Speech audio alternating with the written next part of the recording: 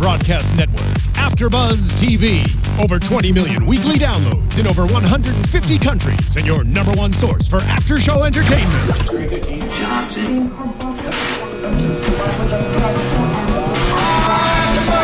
AFTERBUZZ TV, the destination for TV superfans, producing after shows for over 300 of your favorite TV shows, interviewing celebrities and showrunners, and bringing you behind-the-scenes exclusives. All thanks to E! Entertainment's Maria Menounos, producer Kevin Undergaro, and internet leader Akamai. Now, let the buzz begin!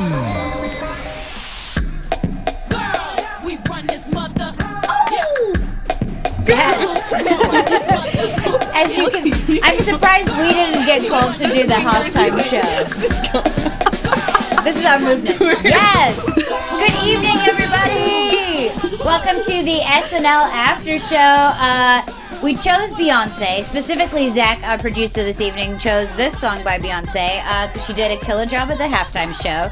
We are here. It's nice to see you guys. SNL last night with Larry David and the 1975. It was amazing. If you guys are listening to us, whether it's on SoundCloud, iTunes, YouTube, make sure you rate us well. And use the hashtag ABTVSNL to communicate with us. We want to know what you guys think of the show that we're doing. We want to know what you think of SNL in general. And yeah, just want to really grow this community. I'm going to be your host this evening. My name is Kimberly Crossman. You can find me at Kim Crossman. And my two besties sitting over here. I'm Katie Wilbert, and you can find me on all the things social media at Katie Wilbert.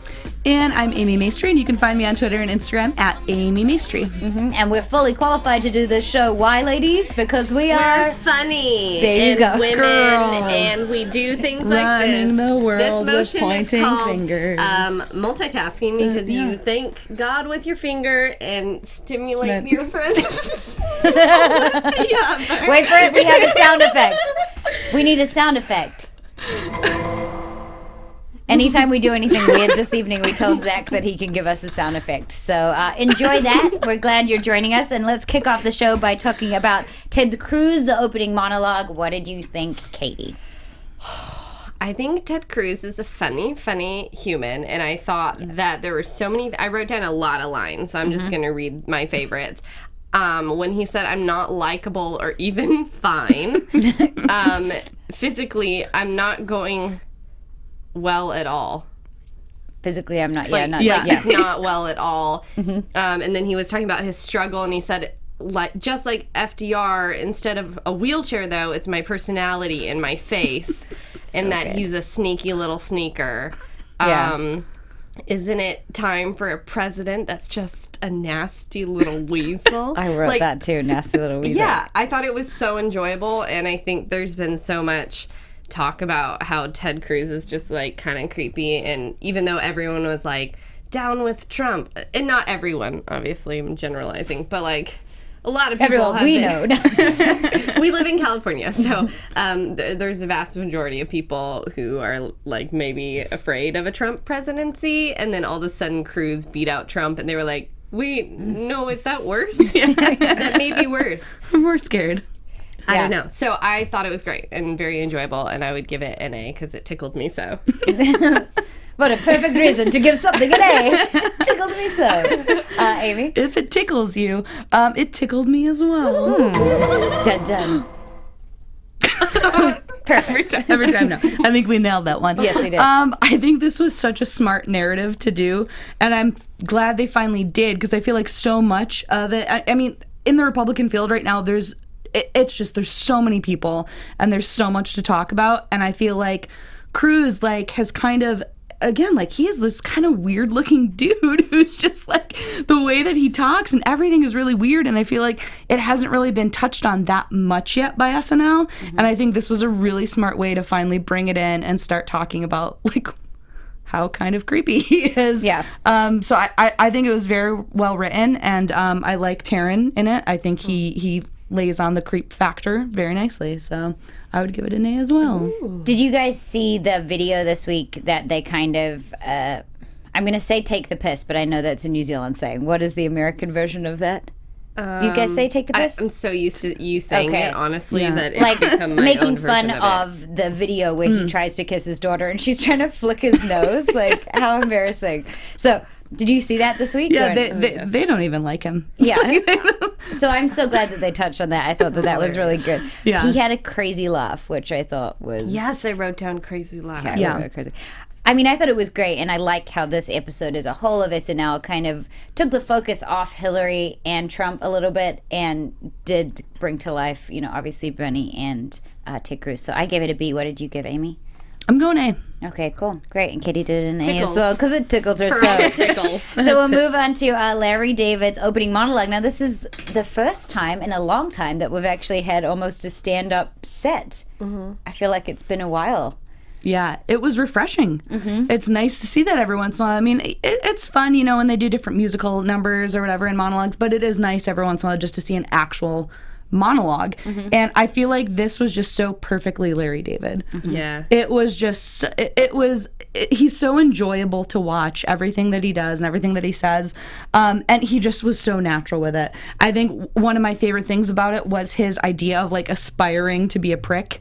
Basically, like that kind of narrative. Prick versus a schmuck. Yeah, exactly. And I think it's nice just being able to see that and the whole like, I'm not sure if this show is going to be great. It might be so. Like, again, just so Larry David. And I enjoyed it very much. Mm-hmm. I did too. And that was my thought. He has a very different rhythm and a very different style of comedy. So I think you're either on board with it or you're not. Because it's not like he's fast-paced and like he takes a lot of time and he will stay on one idea for a long time and be very David about it. So, or Larry David about it. Very not David. on a first name basis. Yeah. It's Mr. David to Katie, please. Yeah. I like to be formal with him. It's a sign of respect. But I really like it, and I think it does lend to something very different and natural. And I loved his whole chat about, honestly, I can't wait to leave. One of the greatest pleasures of life is leaving wherever I am. And I relate to that so much because I'm just such a homebody that, like, I am already thinking about, like, will I want to leave and how soon? And so there was a lot that I just related to. And I'm gonna piggyback that because I totally agree, and that's a huge reason why Katie and I always drive places so that we can leave to go home. We're not good at nighttime. This is even a struggle for us. 9 p.m. We're like, Amy's not like that. Amy's really good great at the all night. hours. I haven't been to bed in a few days. There you go. A lady of the evening, Yes, you which are. makes her sound like, hold on. That was a real classy way of needs a calling sound me a effect, whore, Zach. I think. Yeah, Zach. Dun dun. I'll do it myself. I didn't mean Zach that doesn't want way. to sound effect that. By lady of the evening, I meant that you succeed in the evening. I'm going to stop. Yeah, I think you we'll should stop. stop. There you go. Now we got it. So yeah, I think he did really well. He had a lot of funny one-liners. You're right. I did notice a difference in pace, and I wasn't sure how that was going to set up the whole episode. But Yeah, because that pacing with him, like, he just, his point of view is so strong, and that's what I love about him. Most comedians, like, I think that's what's so appealing is when you really have a clear point of view, and you just know where he's coming from, and things like that, where he does make it relatable, and you're just like, oh my, like, I know what he's saying, and I can relate to it. But I think, this was a very strong, like, point of view. he also made piece. bulimia funny, which is, when someone can do that, that's... Takes a good comedian to... Impressive. Yes. Very good. Okay, so the first proper sketch of the night was potentially one of my favorites, too. The FBI one. Kevin Roberts. Can't a bitch get a donut? I'm the coolest bitch in town. So this sketch... maybe, Katie, do you want to describe it from, like, a writing perspective? Because it did have the 3 clear beats. It had some characters and stuff. And I'm not going to let Amy describe it because it has her favorite member of the cast in it. But you know what? That's what I wanted to talk about because Yes. I felt like he was a straight man and it worked so well. And I had this realization of, like, and here's the deal. Kenan Thompson has been doing sketch comedy since he was young, and so he obviously loves it. And I feel like when he is characters, you can see he's having so much fun, which is awesome. And I get why they use him so frequently. But it made me realize that they don't use him in a way that I feel like could actually be more valuable, because I feel like him as the straight man was more enjoyable for me, and I was like excited for him in that moment. And it was nice to showcase everybody else being the crazy characters. So I just thought that was interesting and kind of mentally flagged it. But as far as like the structure of the scene, I feel like the game was obviously that Kevin Roberts was this sort of like weird outlier that they couldn't figure out if he's a civilian or someone who you definitely should shoot. And so I liked the way they heightened it by adding, like, I love that he was like, why does Kevin Roberts have friends and a storyline? Because they're supposed to just be targets, like shooting targets. So I really liked it. And there were other wacky characters. And I feel like the Kevin Roberts character, you didn't have to do too much with. He didn't say a whole heap, but like, I felt like it kept the game alive in a fun way. And I really, really liked it. I giggled a lot. Amy, now you're not a huge Kenan fan. Can you admit that he did a good job in this sketch? Please. So we can hear you. No. I think he did a good job in this.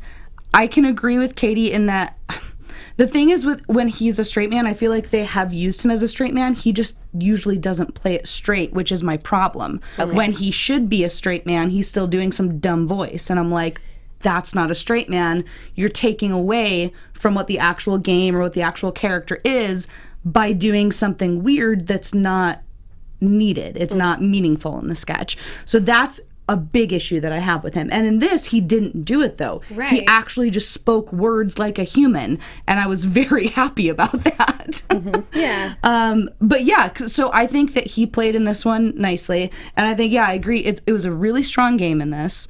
It was fun. You knew what it was right away. And I like that he even called out at one point. He was like, no, people like that don't exist. No, they do. And that's the funny part about it, is that like you're watching the sketch and you're like, yeah, I might shoot him too. I think I would shoot that guy too, because he's annoying as hell. So I thought it was like a very fun and relatable game to play in this. And I thought everyone in it was great, which I am never able to say about Kenan in 11 years or, 27, however long he's been on the show. So 27. It was nice. Yeah, 27 and a half. I was born on set. What would you rate it? I would give it an A.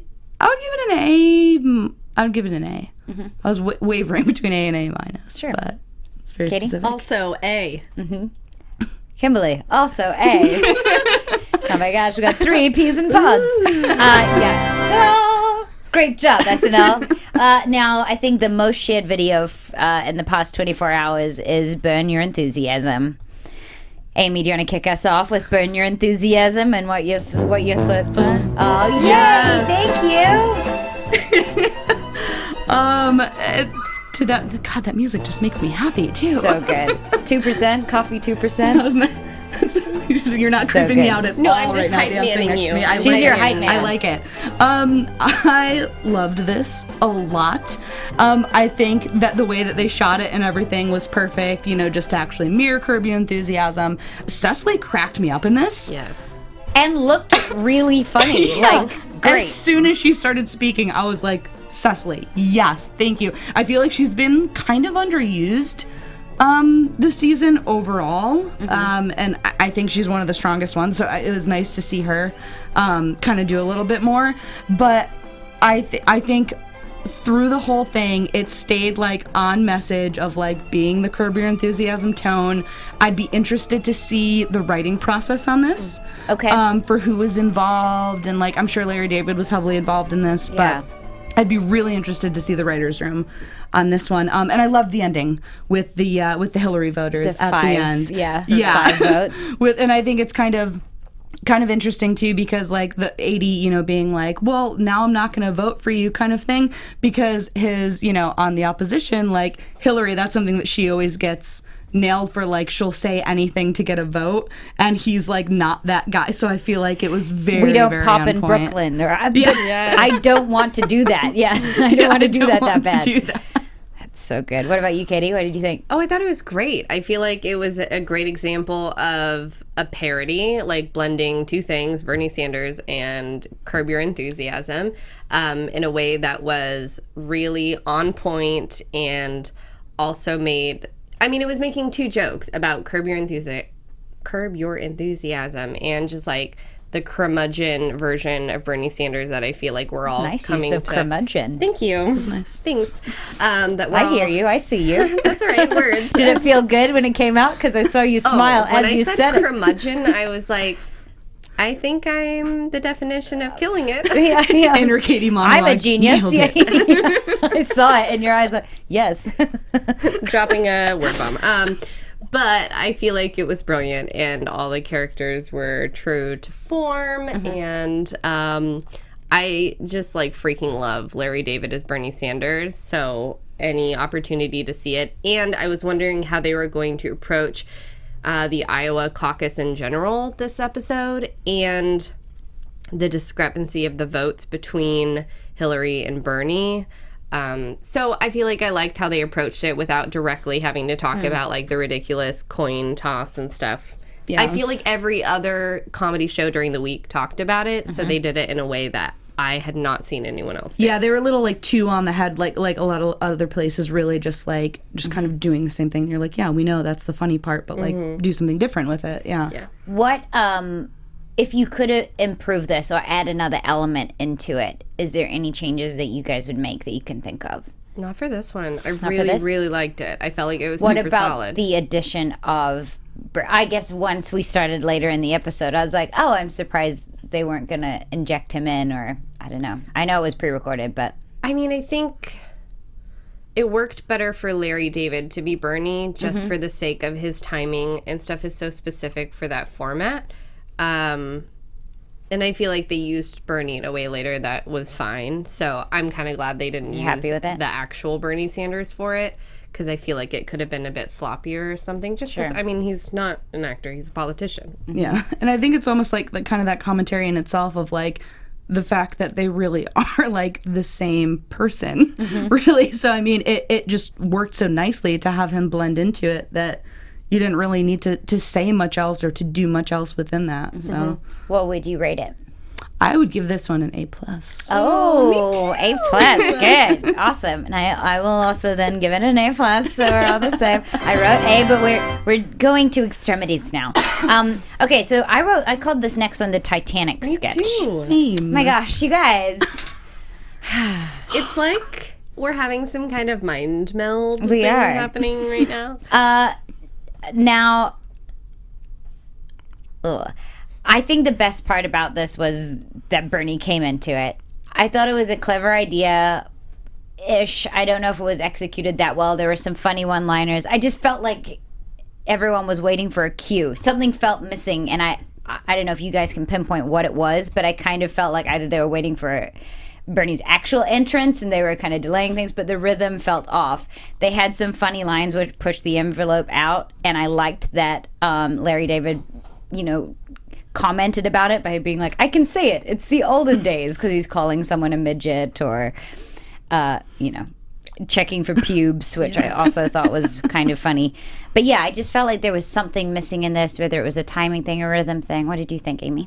I think it was something that they could have gotten to Bernie a little bit quicker. Okay. Because, I agree. Like, I was like, oh, yeah, that's a funny idea. Like, yeah, like, why was it always that way? And, like, to have the curmudgeon, gotcha, there being, like, pointing it out and calling it out. And I was like, oh, that's a funny idea. But as soon as it started, I said, funny idea, but, oh, God, this is going to be a long sketch to get through, because that's all they're doing with it. But then once they brought him in, I was like, okay, this completely flipped everything that I thought about it, because it turned from a sketch that, like, I don't think really had a purpose for where it was going, and it turned into something that was great because of him, like, playing the 1% stuff and, like, being able to go into that. I was like, okay, you have totally changed my mind, SNL. I'm sorry. Because at first I was like, terrible sketch. I don't like this at all. But once they did that, I was like, that's a really smart way of bringing a politician in, because typically they do, like, the whole let's have the person doing the impression next to the other person, which it's funny, it works. They've done it with Sarah Palin. They've done it, like Barack Obama came in, like, with Hillary, like, they've done it a lot. And I think this was just a fun, different way of doing it while still talking about his politics at the same time. So it turned around for me, and I enjoyed it at the end. Mm-hmm. That was my thought, too, is a great way to show something that we've seen, like, Amy and Kate McKinnon be like, Hillary, and I think it was nice to not do that, really. Yeah. And let Bernie play along and be more of a part of the scene, I guess. I think there was something missing in it, because the idea, of course, was like, women and children first. Why? No, they're not women, they're not children, let me on the boat. Which is, like, fine, but I don't know that it's a premise that has, like, a ton of legs. And without Bernie Sanders, I'm not sure where they would have ended it naturally, which is fine because they had Bernie Sanders. But I think I was wondering if it was a sketch where Larry David's timing didn't lend to it, and if it had been a little zippier, because the lines were great. Yeah, because the lines like, were funny. He's more a man than I am. He's got a happy trail. Check his pants for pubes. Like, that's not a kid. That's a midget. I can say it. It's olden times. Like, I felt like there were a lot of things that were very funny, but maybe the delivery was like, and I also felt like I didn't hear him half the time. Like, he was snail kind of trail softer. was swallowed. Yeah. So I think maybe it's something that totally killed in rehearsal, and then they put it on stage, and just something timing wise went off. But they also kept wetting him, and I was like, I wonder if that's distracting, like, because they weren't close on it, so you kind of missed it as well. They poured like buckets on. They were really going for it. Like, it was literally just smacking him in the face, which I'm not sure was necessary. It wasn't at all. Yeah, so I don't know. Anyway, what would you rate it, Amy? I'd give it a B. Mm-hmm. I'd give it a B minus. I gave it a C. That thing that I can't pinpoint that was missing, and then Bernie saved it. Yeah. If you guys have any opinions on that, since that seems to be the one that we're all kind of a little bit missing, make sure you let us know. Do you guys think... Oh, hello. Zach in the booth. Zach. Do you guys think that this may have been a last-minute sketch if they just found out they got Bernie Sanders? And like, we got to have a sketch together. Somebody get writing. I wonder. Totally could be. I wonder how long they knew about... Yeah, you're right. It struck me as something that needed like one or two more passes or one or two more rehearsals to just find its footing. I do kind of wonder, when they really locked him in, because I know, like, early in the week, there was a ton, and I mean, like, it's kind of hard to really keep it a secret at that point, because, I mean, like, obviously, like, New Hampshire primaries are coming up, and he's in New York when SNL is happening, so I feel like a lot of people knew early on, but, I kind of wonder when it actually was solidified, like, for sure he is coming in, and how much time he would have, too, whether it was, going to be something to really quickly or have a little bit more time, so... Yeah, I would be interested to know when that was locked in. Well, yeah, let us know if you have any thoughts on that too. Now, this next sketch is, I mean, these premises are one of my favorites. And Katie and I, it's the Tostitos pizza roll. And Katie and I watched it, and we're like, oh, we thought it was going to be a direct repeat almost, which is fine. I really love this character, and I think they did a great way of taking a complete left turn 3/4 of the way through this sketch. What did you think of it, Katie? Because I know that as soon as it came up and it was like we were like, yay! I think what's great is I didn't see the game before it started. Yes. And I think that's a really hard thing to do. So the past commercial before had the guys cheering, and it was more about her being like this lonely kind of housewife. She had her own games to play in the like kitchen. A little kit to do things. Yeah, Totino's gives the wife a kit to play with. And I loved that before. And so this time when the guys were cheering, like, I understood that it was repetitive in a way that was really strange, but my brain didn't know that was the game yet, because I was still focused on Vanessa doing something I'd seen before, so, like, waiting for what the catch was. So when she entered and the screen was black and then they were, like, really zombie-ish, I was like, oh my God, this is brilliant. And then when they turned to her and she was, like, totally terrified. They did creep eyes so good. It was so great. And I loved the turn. And I think that's something that's hard to accomplish, but, like, really important for a really, like, sticky sketch, for something to work really well, is to have a really poignant turn, something you didn't expect that changes the scene.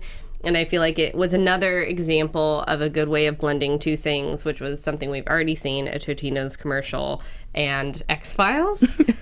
So that good. I would never be able to myself think of. So it's one of those sketches too that I'm like, whose brain did that? Yeah. I didn't pick up necessarily on the rhythmic of go, go, go, go, touchdown. Like I didn't, it wasn't until the game was revealed that I'm like, oh, I've been chanting the same thing at the same time. I didn't pick up on that. What about you, Amy? Yeah, I think that's a great point of like that you saw the game the whole time, but you didn't realize you were seeing the game until the end. I could kind of compare this to, it was last year's Christmas episode. Amy Adams hosted, and they were all singers in a bar, and at the end we find out they're all raccoons that turn into humans at night. And it was that thing where the whole time they're being really weird and they're talking about like eating garbage and like all of these things that raccoons would say. And then at the end, we find out that they're actually raccoons who had like magical fairy dust. Oh my gosh. And they turned into humans. And I'm like, that's the same thing. It's that where you see the game the whole time, but you don't realize it. And then at the end, there's this huge payoff. And you're just like, that is the weirdest, funniest thing I've ever seen. And I feel like this was very, I guess it was a little less strange, but turning into raccoons. Yeah. But More disturbing. And Her love, performance. yeah, so she's good. so good at like So still. dramatic What was the acting and outline? being the person who's playing off the crazies. What's happening to my hungry guys? yeah, Yes. what's happening to my hungry guys? So good. What would you rate this, Katie? An A. Hey. A. 3 A's. Look at that. Here? From all the A's? From all these A's. Doesn't make any sense. I was about to say Easy A. You guys have seen Easy A, right? Yes. I watched it, started watching it with my, at the time, 97 and 100-year-old grandmothers. Nice. And then it got turned off by my mother.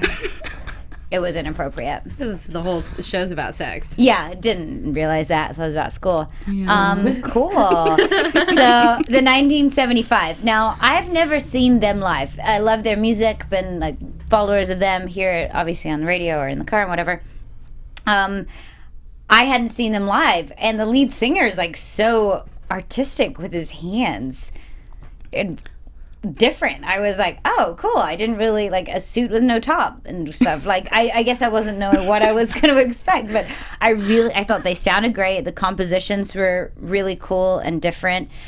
I do feel like, for me personally, in my taste, going from kind of like Selena to this, and it's like, oh, that's right, we're back to a stage setup. I really liked how she used it and made it more of a performance with props and things. So, but in saying that, their music's obviously completely different. I thought that they did a great job. What did you guys think? I liked the first song, the way they had the background singers in an arc, and the way the song started was really great. I agree, he has very flavorful movements. Yeah, and I don't want to be call that. offensive about it. It was just, it was different to me, and I wasn't expecting it. It 'cause I reminds haven't seen me him live. of like Mick Jagger and how he had like really interesting movements and was often shirtless and like on drugs. Like just kind of a I'm a rock star kind of thing. Yeah. It felt almost like a parody. Kind of like Kind of. I've chosen to go shirtless and do extreme motions. Yeah. Versus someone who just like, I don't know. Yeah, I think musically they're great. And yeah, I think it's a very fine line for lead singers to kind of, between that, like, where it's just authentic, like they're just kind of feeling the music and like that's just kind of their persona and what they do, like with someone like Mick Jagger or whatever, or someone who it looks like that's what they're trying to do, which and I feel like sometimes with him it did feel like it's like a thing that he's trying to do more, which I'm not a huge fan of, but I think musically they're great. I loved both of the songs, and I thought I liked It just made me laugh a little bit, and I was like, Well, I think like, what oh. happened is it took focus because it's the only thing we're talking about, right? Yeah. So Yeah. I feel like when that happens, then maybe it's too much or something. I don't know. Or maybe it's great and we just don't appreciate it how we should. Yeah. And that's it's okay. Kenan when he tries to be a straight man. yeah. Call back. That's exactly it. We all have our Kenan, don't we? We do. Now, this week's weekend update, I thought was very funny. Aside from the guests, I thought that a lot of the bits in between were great. And I think what was interesting about this episode in particular of SNL, they actually pulled just a lot of truths and they were able to play on their own. I loved that they did the breaking news thing of the Ben Carson entrance and literally just played out 3 beats of his horrific entrance, which I thought was awesome. But I do feel like, this episode kind of was able to just literally carry truths and plot them in. But yeah, so apart from the guests, what did you guys think of Weekend Update? Yeah, I agree. I think it was really strong, and I like with that Ben Carson stuff too. Like, it's so hard when something's already very funny, and I feel like so many, like, there's a lot of internet shows and like a lot of different like shows that have kind of taken that up, where they just find a funny video and then just talk about it, and I'm like, what's the point of doing? Like, it's already funny in the video. You have to find what's funny, like, to make it different. And I feel like they did that with the sketch earlier. And then with this, like, again, just being able to play it out kind of worked here. But also, like, I did think that Colin's, like, side commentary of, like, oh, he found a friend, like, when Trump was up there. And then, but, like, his commentary actually did play into it nicely, which I'm normally not a huge fan of that, but I think it still worked. But yeah, I think all the update, like, all the actual jokes in Update this week were really strong. I liked a lot of them. I did too. I really want to talk about John Rudnitsky. I know. Well, let's do Sturdy Barbie. Let's do Sturdy Barbie first. Been through a lot, Barbie, which is so funny. She has an outdoor cat with heart problems. What did you guys think of? This was probably, Kate McKinnon's biggest role this episode in terms of screen time, wasn't it? Yeah, that's true, yeah. I enjoyed it. But I didn't enjoy it as much. I didn't enjoy it as much as what I want to talk about. So I'm going to let someone else talk about this. I think it was the specifics are what really sold it for me. Kate's just physicality and the voice that she chose for this character, I think, were really great and very good for this character. But I think, again, the specifics of just like real life things, like where she's talking about getting like dental and vision coverage, you know, just like those little things where you're just like, I think that's a funny commentary, because Barbie's like, it's a real girl, and she's just like, no. And she has, this is real. She has like a Honda Civic 2004 or something. She's in a relationship with a guy who did not do it, was in the wrong place at the wrong time. I thought it was very clever and just funny social commentary of where we're at. All right, Katie, you can do this now. Yay! Katie, tell us a little bit about your next guest, John. Okay, cast member. so I've been waiting for John him to ask her out. It's not like anything against it's not anything against Colin, because I still, obviously that's a whole different relationship. It's like at a whole different level. And my thing with John is that I have seen all his stuff prior to SNL, so I know that he's like so funny. So I've been waiting for him to have a bigger part, and I feel like they did this with Pete last season. Is Pete made a remark about like how I don't know if I'm coming back next season, and then all of a sudden next season Pete is like in everything, which is great. And so I was really excited that they brought him in as a guest, and that he made that remark of like, well, most people don't actually know I'm on SNL. And so he does this interpretive dance, like miming dance of like him looking like Patrick Swayze, saying if they were going to do a live Dirty Dancing musical, that this is what he would do. And it's like a full, is it the entire it's like 3 song? minutes, yeah. But it was so well choreographed and done, and at first I didn't understand what he was doing, and then once the game started, I was just so impressed, and then I was like, did he do this for his audition? Because that would have been amazing. And I just like, by the time that he finished, I was like, thank God, and now I really hope that he gets more screen time. I just thought it was so great. And also, I feel like there's something to be said about comedy where you don't even have to say anything. Like, one of my favorite movies is WALL-E, and some people are like, they don't even talk. And I'm like, it's a robot love story. You don't need to know anything more than they're in love with each other and trying to save the planet. Get over yourself. So, in conclusion, I feel like John was great, and I really liked it. Scene. Yeah. Amy? I don't know if I breathed at all. I don't think you did. Well done. There you go. That's it. I honestly don't know how to follow that up. Sure. I would assume that any improv teachers that he had in the past were very proud that night of his space work. Oh, I wrote good that. space I wrote great space work. Yeah. Every And it improv was. teacher he's ever had. And just for, if you don't know what that is, that's essentially like, what would you say, miming? It is like miming, but in improv you call it space work. And so, I mean, it was so clear what objects he was picking up, that he gutted her, used her intestines as a skipping rope, poured gasoline over her. Like, so he's so specific about where he places his hands for each object that as an audience, you're not questioning what he's doing. You know what he's doing. And it's very difficult. It's sort of a level one thing. I know we did it at Groundlings. You had to kind of brush your teeth in front of the class, fake brush your teeth, and the teacher would stop you if you went to like grab your toothbrush or drop, you've dropped it all of a sudden. So yeah, from an improv perspective, he did phenomenally to go 3 minutes straight and keep us in the story completely, even driving a car. Like, And really, the whole thing, like, for two very standard, like, kind of basic improv things that you go through, the space work, and then also, like you said, just not saying anything. That's something that you do a lot of times, too, early in improv, is where they'll have you just do scenes. Like, they'll give you something very basic, and you can't talk during it. So, I mean, the space work is important, but also just, like, building the story around it, which he was also doing in that. So, like, this is, like, textbook, like... And being super committed. Like, he never broke, and I feel like he was so energized, and he'd clearly gone through it so many times because it was so well choreographed, or he's just truly an amazing improviser.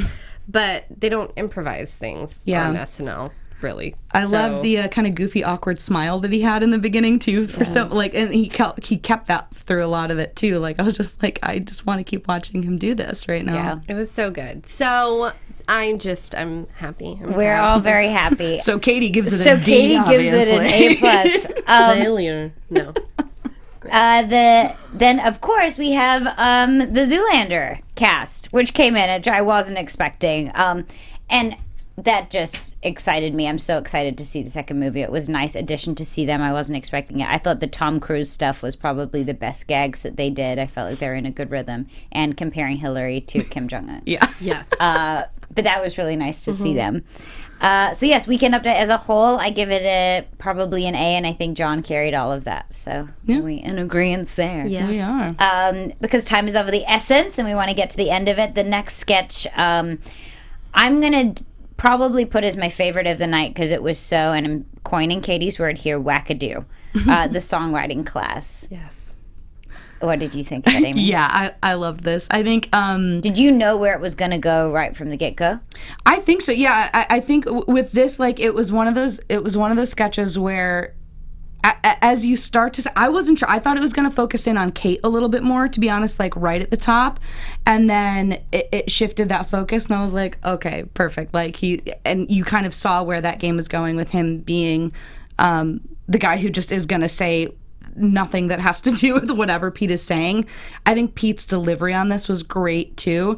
Just the way that he was really playing into it and like really over enunciating, and like everything that he was doing played into it really well. And Larry David, I think, again, the two of them together, I think their chemistry was really big for me too. I think the writing of it and structurally it was a very good sketch, but I think their chemistry played into it a lot too. So my favorite moment was probably the last beat where he's like, I want to say bees, or I want to say this, but I'm more concerned about if the toads have gotten rid of all the frogs, and who are the toads fighting? And he's like, well, the iguanas. Like, when everyone else latches when on. When everyone else is like, I want to say this, but I thought it was so good. What about you, Katie? Oh yeah, I loved it. I feel like the specific ways that they heightened it were great, and to get everybody else on board too, to where the songwriting teacher is the only one who's a fish out of water, like, this is a joke.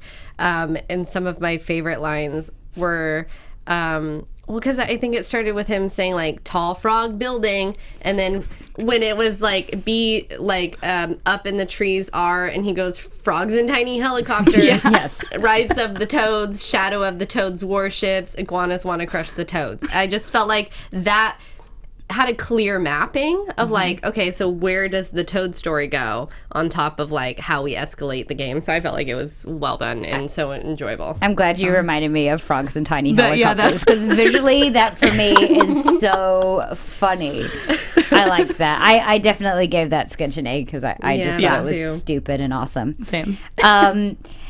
The song with Peyton and Cam, with kind of the gun gag at the end. I mean, I thought that this whole episode would have been more Super Bowl infused, to be honest. I was quite surprised that they kind of took more of a political stance, and I'm guessing it's just because they had Larry and obviously Bernie on it. I didn't like this as much. I didn't think it was as great, and I'm not sure how I would improve it. You guys are nodding in agreement as if maybe it wasn't your favorite thing. What would you do differently? I just feel like it was mild. Like, I think, if anything, I would have almost liked to have seen them be more in the Super Bowl, like something about the game. Like, I really loved the sketch they did, I think it was last week or the week before, where Pete's leg keeps getting broken and they do the replay. Like, I feel like it was way more active, whereas this one was two talking heads, which just means like two people standing and talking as opposed to being active. They were singing, yes, and I feel like the message was important because it was a big conversation this week about how people talk about Cam different than they do Peyton, and is it because he's black? And so, sure, valid conversations to be having. But I just didn't feel like it was executed in a way that I was like laughing and being like, oh my gosh, so poignant. I felt like it was kind of mild and bland, and by the end of lazy? Yeah, like a little half note. Yeah, I think it was kind of like we were saying earlier, when you have some kind of news story and like finding the way to make it different and to bring it out rather than just kind of like saying it over again. You can only do that with Sarah Palin. That's the only time you can successfully do that. I feel like that with this, it was just like putting to music what people have been saying. So it did. I think it did like, come off as kind of lazy. What's your take on it? Because it's just repeating the same conversation. There was no real point of view for it. It was just like. And I feel like if you've got these two characters, you know, that they can play well, like find their common fact, like there's so many different settings you could have put them in front of it. So I don't know, I guess like a C or a D for that. I feel like they could have done so much more with it. And then the last one I wrote, was it Donnelly's? What is it? Donnelly's Pub. Donnelly's and Pub. Her name was Sheila Sauvage. Which, if you rearrange the letters, says Vagisil. Yes. Perfect. I mean, Katie, you can kick us off on this one. I think it's a great character. I think there were sketches that I loved more just based on, like, I don't know, intelligence factors of like how it was written and parodied or whatever. But I think it's a solid character, and the specifics that Kate McKinnon always comes up with are genius. Like, she ran out of underwear, so she used a Band-Aid. Like, what is that? And the seat I'm on is wet, and it is my fault. And we both just bought a ticket to the Kiss concert. So, like, just so ridiculous.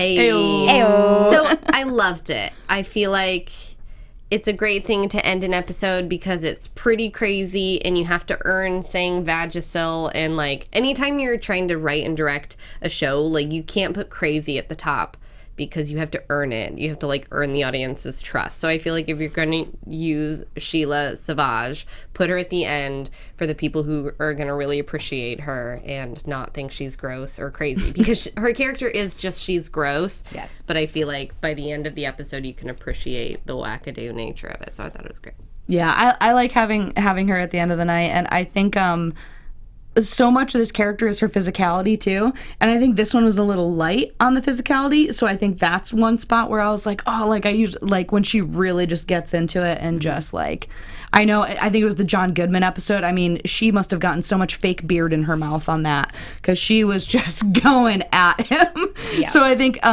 it was missing a little bit of that, which I think is such a strong point for this character. But I loved it. I love they call me Garfield because I hate Mondays and I had a tail. Yes. So again, like the specificity that she always uses with this character, it always makes me laugh just because it's Kate. You know, like she just knows how to bring it to light. I think it was a fun way to wrap up the show too. Just the two of them, just her kissing his bald head, lifting his toupee. It was gross and it was funny, but I felt like, yeah, you're right. It earned it. The show earned it. It was a nice way to end. So what would you rate that one, Katie? I would rate it a B. Somewhere in the Because middle? I've seen a funnier version, but it was still really enjoyable. Yeah, I'd go the same. B. Okay, we'll do a B too. Well, that was our show tonight. Now we have Melissa McCarthy next week and Kanye West, which should always be interesting. I wonder if they're going to do something with his presidency in it, just because he said that he's going to run. And, you know, there's so much politics talk, so we'll see. It's there, right? It's totally there. Nest egg. So yeah, we're looking forward to seeing you guys next week. In the meantime, you can catch us all at Amy Maestri. At Katie Wilbert. And at Kim Crossman. And if you are watching E! Tomorrow, I have a new show launching called Hashtaggers on E! Online. It's a new scripted comedy series, so yeah, definitely watch that. Yeah. And we'll see you guys all next week. Bye. Bye.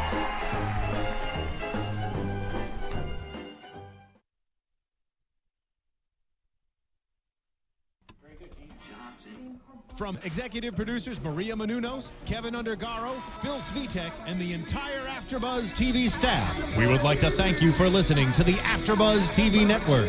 To watch or listen to other after shows and post comments or questions, be sure to visit AfterBuzzTV.com.